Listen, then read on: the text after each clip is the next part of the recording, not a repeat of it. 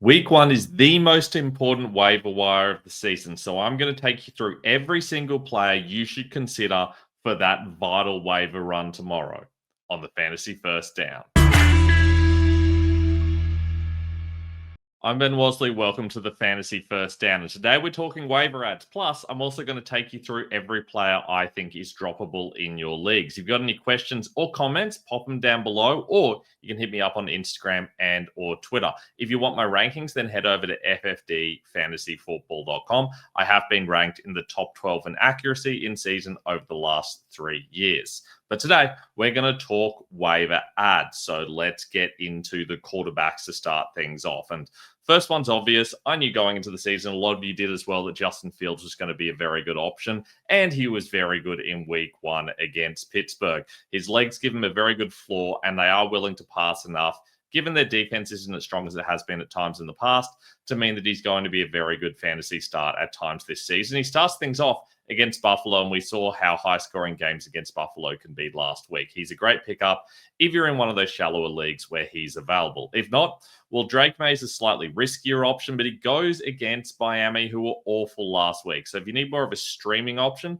then May is viable, given that he has a very weak opponent who Daniel Jones destroyed for a top 3 finish. Speaking of Jones, he is available, though he goes against Denver. If you're in a very deep league and you do desperately need a quarterback, he has shown he can perform, even though we know the Broncos is a tough matchup. But my favorite waiver pickup of this week is JJ McCarthy, someone I really like going into the season. I had him ranked at times close to my top 12 because I do think the upside was clearly there. Had a tough matchup week one. We know that Chicago is very good against quarterbacks and wide receivers, but this time he gets the Falcons, who tend to be a little bit weaker, and he will ease into the season. I think with a little bit more experience over the coming weeks, he'll turn into a very good fantasy option. So he is a good bench pickup if you're looking to stash a second quarterback on your bench. I would only suggest doing that if you missed out on one of those top 5 quarterbacks in the draft. But if you're going to stash someone, I think McCarthy has plenty of upside. Now with running backs, I'm going to go through 3 sets of running backs. These are the shallower ones, the ones available in only a small minority of leagues. And I think Travis Etienne is the most obvious one. They just traded away Tank Bigsby to the Eagles. Etienne is the starter. He's way ahead of Tootin, who's not even a backup, and LaQuint Allen, who is a bit of a receiving back, but Etienne will still get the majority of snaps. He's someone you need to pick up if he's available. Quinshon Judkins just signed with Cleveland, didn't play in week one and might not play next week, but he's someone that you need to pick up if he is available, unless you're in a very shallow league where you're loaded at running back, because he does slightly have a limitation when it comes to upside. Speaking of upside limitations, Ja'Cory Krosky-Merritt, he isn't going to get a lot of the receiving work, but he is the clear starter on early downs. I think that's been obvious the whole time. I ranked him around running back 30 entering the season, and I think that was about accurate, and it is where I would continue to rank him if I was doing in-season rankings. But the number one guy you should be picking up in every single league, and a guy I was very, very high on entering the season, is Javonte Williams. I consistently had him inside the top 30, even though consensus has him well outside, and I saw a lot of top-ranked guys having him ranked outside the top 40.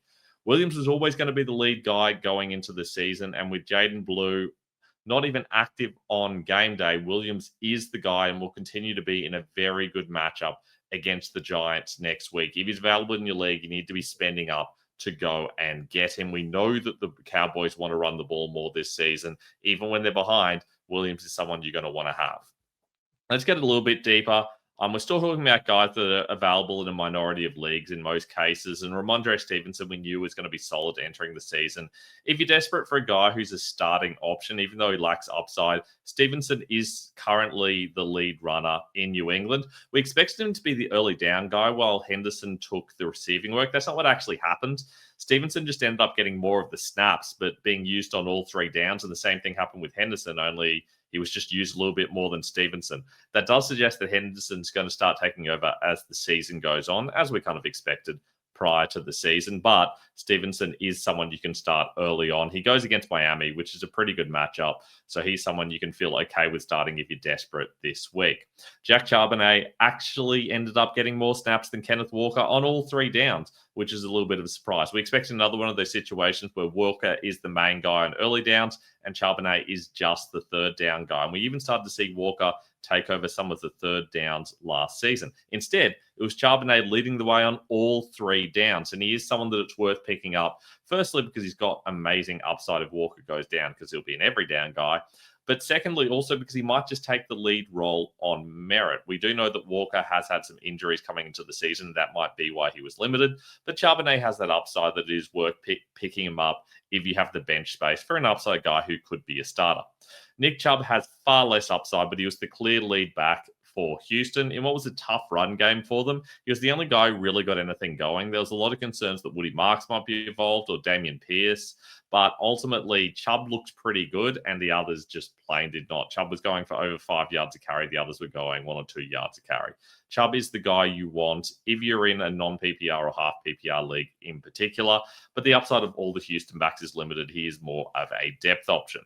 Finally, Kenneth Gainwell, owned in very, very few leagues. He was someone I was talking about a bit earlier in the season as a very deep league stash. Well, he ended up kind of being the starter over Jalen Warren to an extent. They suddenly kind of seemed to split 50-50, and Gainwell got a lot of the receiving work. He's got a little bit of upside, especially if there's a Warren injury, but he certainly shows that Caleb Johnson is not the guy. You can pick up Gainwell, and he is someone that you can feel okay about starting in super deep leagues. I'm starting him in a 32-team league, but even if you're in a 16 or 14-team league, I still think he's a viable option if you're struggling at the position, especially due to early injuries.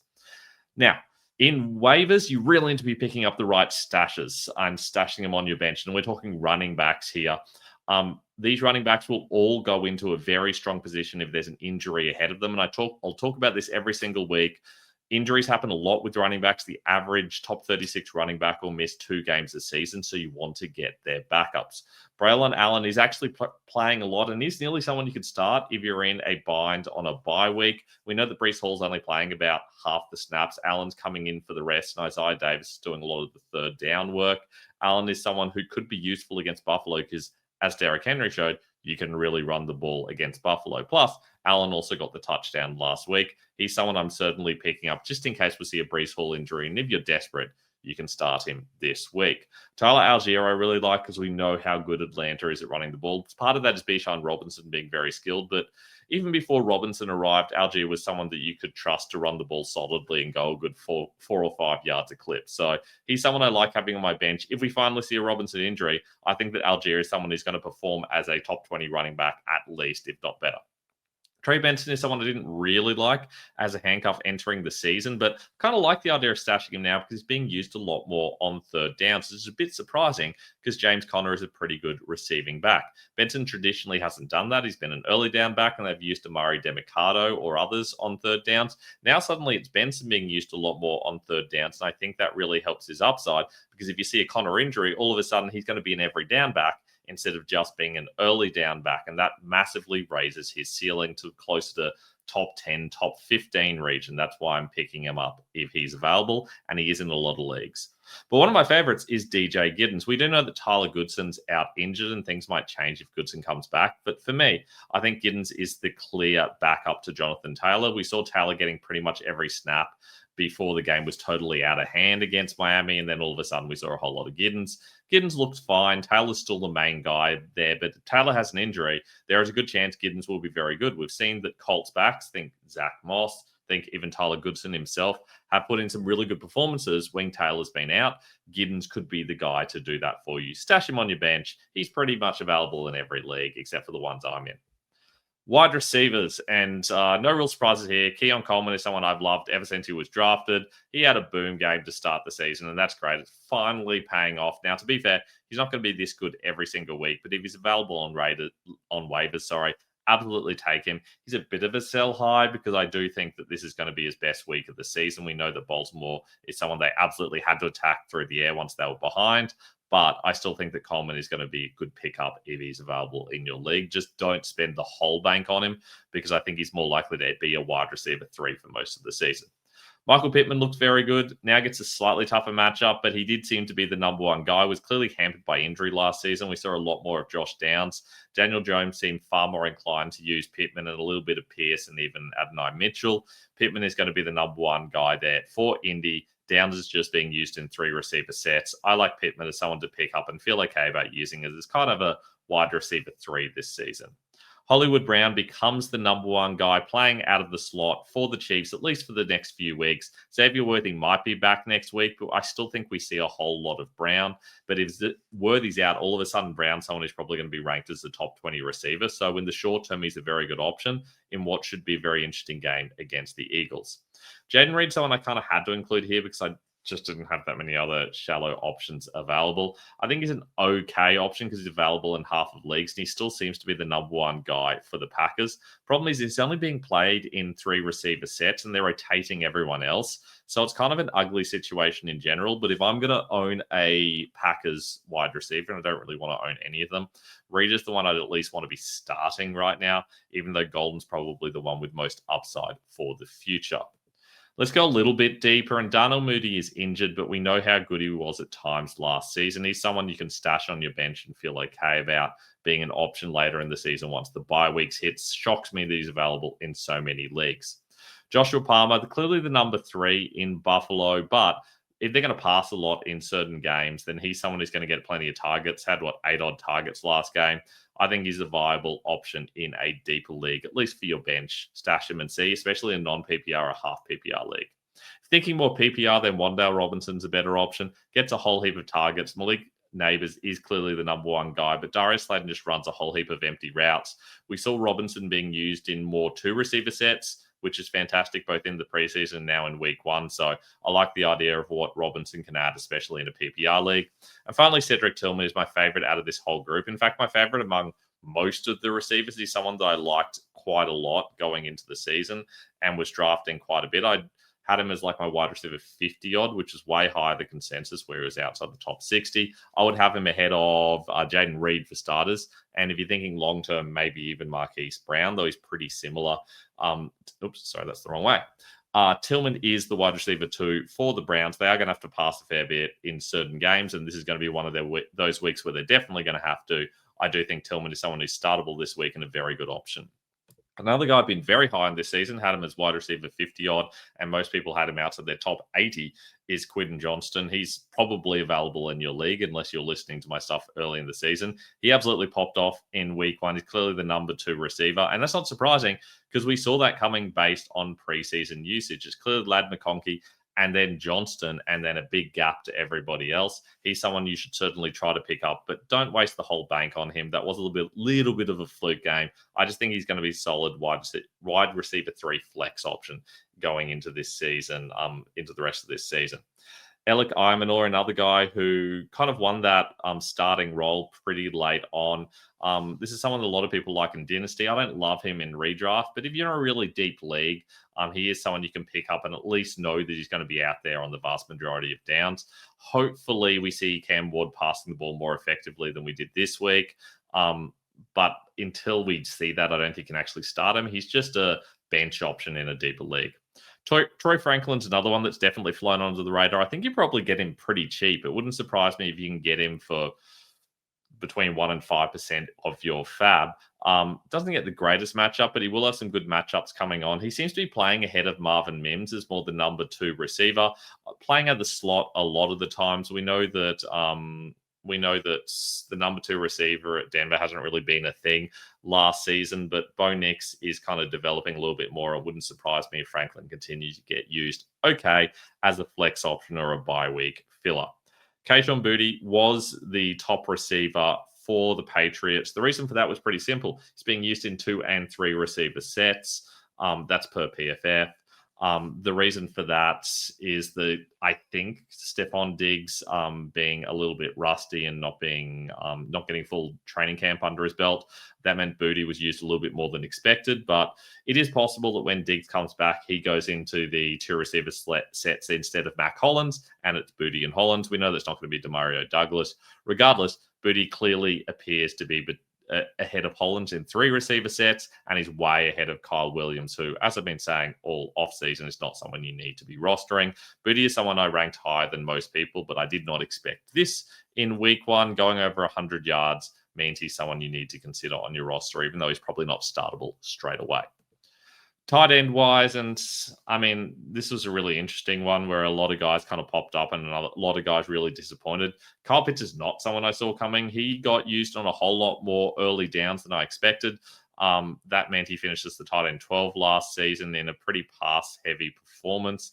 I think there is enough upside there that I consider picking him up. I wouldn't go throwing him straight into your lineup if you don't have to, but I do think he is a solid option. We know how good he can be as a receiver. It's just how often they're willing to put him out there when they're running the ball or when it's more of an early down situation that's going to make the difference. There was quite a bit in this first game, but if we see a lot more Charlie Warner, that is going to hurt Kyle Pitts.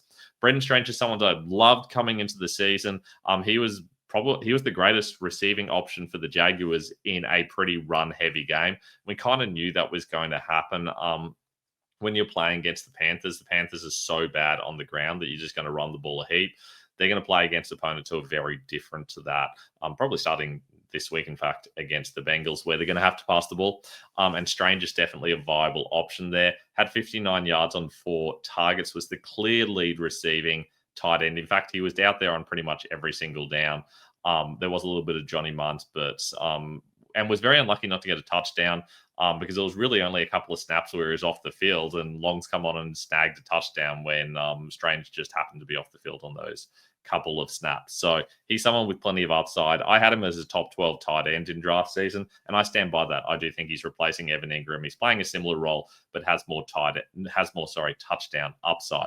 Juwan Johnson kind of came out of nowhere. We probably could have guessed this if we thought about Fabian Moreau and Taysom Hill being injured. I think until they come back, Johnson's going to be pretty much an every down tight end. I did assume they were going to cycle him with Jack Stoll or Matavau, the rookie, or whoever else they decided would be their number 2 tight end. But instead, they just went Johnson on pretty much every down. And I do think he's going to be one of the most popular pickups, and rightly so. He's going to help you a lot early in the season, at least until Moreau is back. Finally, Harold Fannin. To be clear, Njoku's still playing pretty much every snap. He was playing over 80% snaps. It's just they're using a lot of 2 tight end sets because their number 3 receiver is Jamari Thrash or Isaiah Bond, and they don't really want to use either of those guys. So they're kind of using Fannin as the 3rd receiver and Njoku as the tight end. That gives Fannin plenty of upside. Just be wary, though. Don't do what a lot of people did with Isaiah Likely last season, where in week 1, he had a massive game and all of a sudden everyone paid everything for him on waivers, and then he kind of just settled into doing nothing for most of the season. That's a real risk in this situation. It is possible that Fannin turned into more of a tight end too, but he does also have the growth to turn into an actual wide receiver or take over from Njoku, or this could turn into an ugly tight end committee. For that reason, I kind of like Johnson and Strange a little bit better, but Fannin certainly has his place, and I do like the upside there. Now for kickers and DSTs, and my streamers for this week, Will Lutz gets Indy. It's a pretty solid matchup, and Lutz has traditionally been a pretty good kicker. Also a situation where I think the Broncos probably going to be ahead, but away from home, I think they're probably going to go for a fair few field goals. So a solid option there. Chad Ryland, I arguably probably like a little bit better. You'll see when I do these kicker and DST waivers, I'll often go for whoever's playing against the Panthers. Worked really well last season and worked pretty solidly this last week with Cam Little, who was one of my favorite kickers and absolutely popped off. Well, Ryland's doing the same thing. Also looks the least like an NFL footballer of anyone I've ever seen when going through these player pictures. Same thing happening for DST. Cardinals DST get a couple of good matchups to start the season. This one's against Carolina. They didn't look great, but they looked okay. I still think the Cardinals could be a solid team to stream because they're available in a reasonable amount of leagues. But I like the Patriots a little bit better. We saw how bad the Dolphins were against the Colts. Patriots DST is pretty strong, and I could see them having a pretty good game against the Dolphins. Both of those are some lower down streaming options, but you'll have to check back later in the week to see my final DST rankings. Now I'm going to talk through some guys that I think are very much droppable in the majority of leagues. And we'll start off with running backs. So just going through them by teams in alphabetical order because there's no real order you should be dropping players. Jerome Ford was behind Dylan Sampson, and Quinshon Judkins is back soon, so there's no point in having him in the majority of leagues. He will be a 3rd down back, but he's got the same value as someone like a Ty Johnson, basically. Basically in a deep PPR league, otherwise drop him. Jaden Blue, you can hold him for the upside of him potentially taking over the role because he's a rookie, but Javonte Williams looks so good, and there's so many other better stashes that I'm dropping Jaden Blue in pretty much every league. Not that I have him in any. Woody Marks is someone I like a lot as a player, but it seems to me that Nick Chubb's the clear lead back. Damian Pierce is kind of fighting it with Marks for that backup role as the early downs back. I thought Marks might have a chance to be the receiving back. That hasn't panned out. A good Wasley's that guy at the moment, and Chubb's clearly the lead back. And Joe Mixon's still hanging around and might come back at some point in time. So you don't need to have Marks on your roster, even though a lot of people do. Still hold him in Dynasty, though. Similar idea with Bashal Tootin. Even though they traded away Tank Bigsby, it was LaQuinn Allen playing on third downs, and Tootin is just an early down backup. EDN's the clear early down guy. Tootin is very much a backup stash. There is no chance of him winning this on merit in the near future. And there are so many more guys I'd rather stash that have a lot more upside if there's an injury ahead of them. So Tootin is someone I'm dropping. Same thing with Jaquiz Hunter. Not that he's on a lot of rosters, but I consider dropping him in Dynasty as well. He's clearly behind Blake Corum. It wasn't even active. They actually activated Cody Schrader, which is weird, given he's not really even had a touch in the NFL and was an undrafted free agent last season or the season before. I can't remember when. Cam Scatterboo is someone that I didn't want at all during the season. I kept saying over and over again, you don't need to draft him. And unshockingly, he was pretty much uninvolved. He is someone who will be involved a little bit around the goal line. But what's the upside here?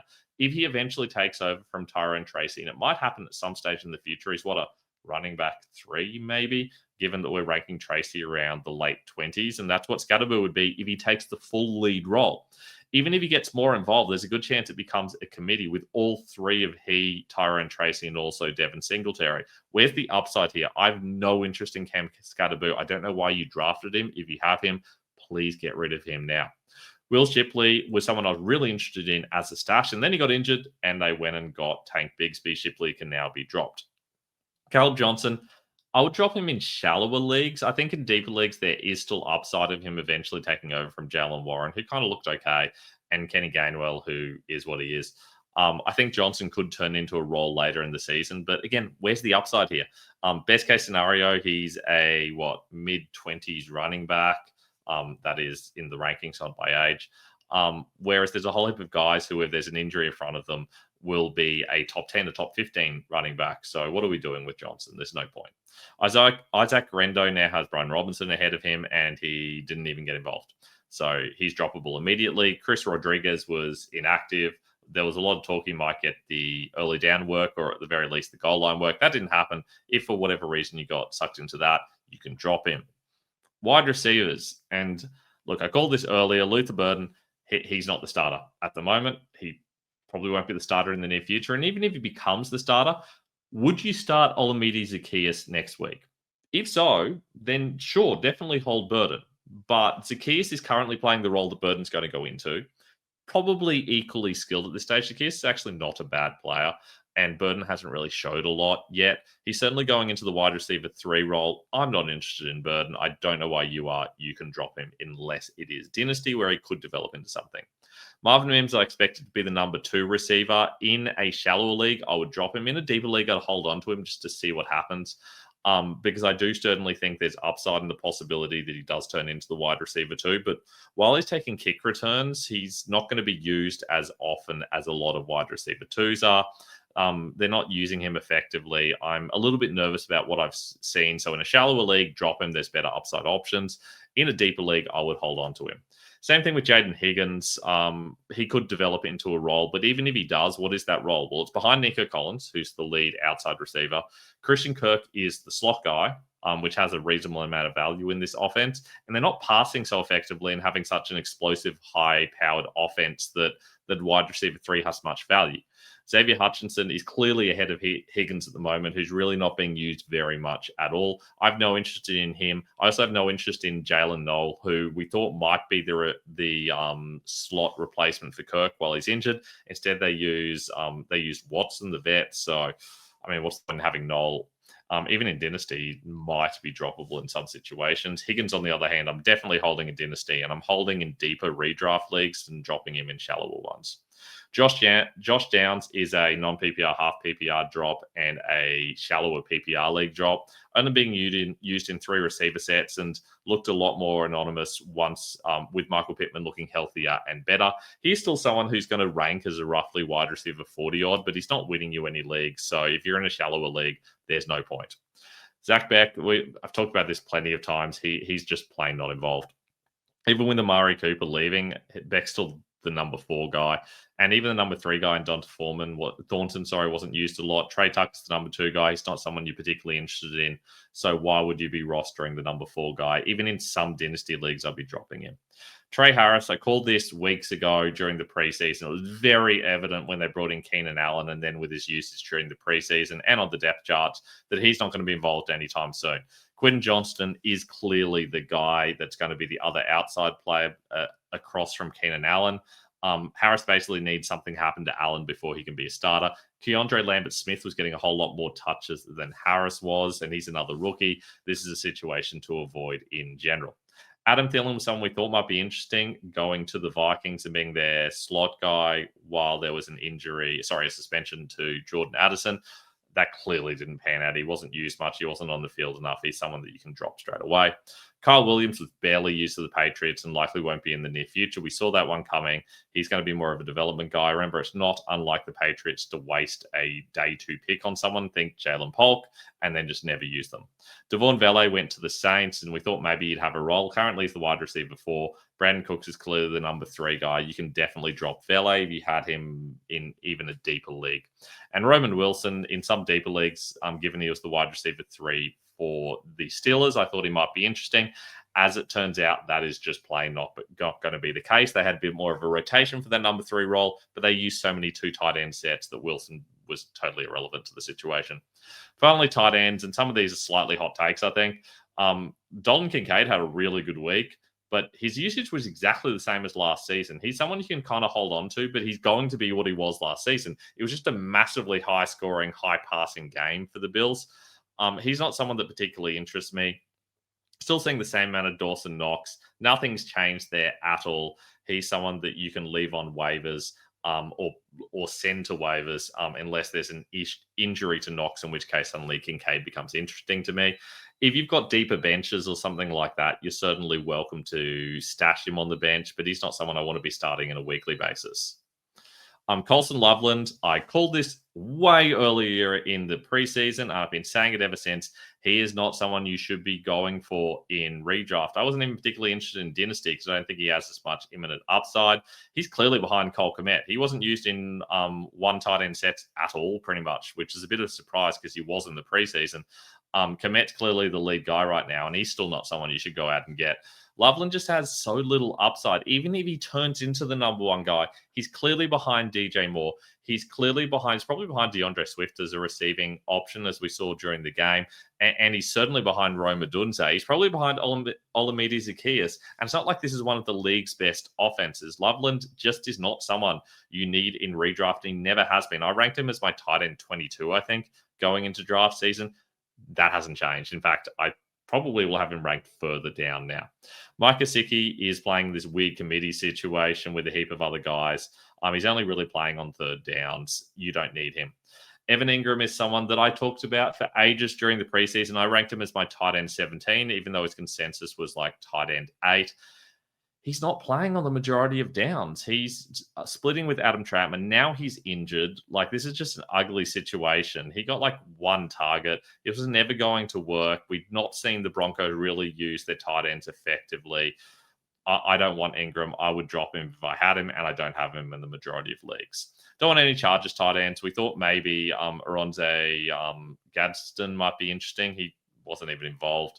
Tyler Conklin was the starter, but Disley played half the snaps and none of them were involved particularly anyway. Conklin had a big game, but he wasn't actually out there for a lot of snaps. He just had a couple of big plays.